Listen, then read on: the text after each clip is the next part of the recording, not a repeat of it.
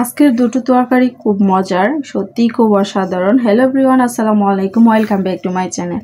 আমি লাকি চলে আসলাম আপনাদের মাঝে প্রতিদিনকার মতো রান্নাঘর থেকে আর নতুন একটি রান্নার ভিডিও নিয়ে। তো দেখে নিশ্চয়ই বুঝে ফেলেছেন আমি কী রান্না করতেছি, তারপরও আপনাদের সাথে জাস্ট শেয়ার করি।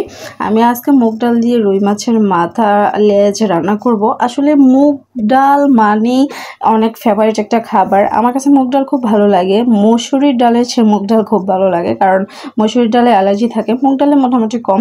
তো যাই হোক, আমি এইখানে মাছের মাথাগুলো আগেই ধুয়ে ভেজে নিয়েছি, কেটে ভেজে নিয়েছি। তো অনেকক্ষণ ম্যারিনেট করে রেখেছিলাম, তারপর ভেজেছি আর কি। তো যাই হোক, এখন আমি মশলাগুলা ভালোভাবে কষিয়ে তারপর মুগ ডালটাকে কষিয়ে নিচ্ছি। মুগ ডালটাও আমি অনেকক্ষণ আগেই ভেজে পানিতে ভিজিয়ে রেখেছিলাম, মোটামুটি ভালোই নরম হয়ে গেছে। এখন বেশি পরিমাণে জাল লাগবে না, মানে নরম করার জন্য আর কি। রান্নার প্রয়োজনে যতটুকু দরকার ততটুকুতেই হয়ে যাবে।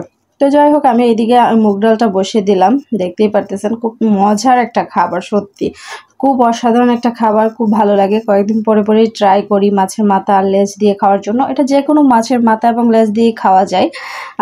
তো বিশেষ করে আমার কাছে রুই মাছের বা কাতল মাছের মাথাটা দিয়ে বেশি ভালো লাগে। যে কোনো মাছের মাথা দিয়েই ভালো লাগে, তেলাপিয়া মাছ, কিন্তু বিশেষ করে কেন জানি রুই মাছটা একটু বেশি ভালো লাগে।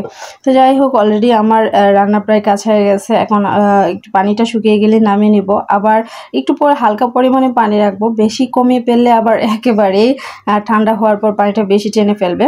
আমার ডালও সিদ্ধ হয়ে গেছে। এই অন্যদিকে আমি ইলিশ মাছটা কেটে নিয়েছি, কেটে ম্যারিনেট করি নাই, মানে লবণ দিয়ে মাখিয়ে রাখছি।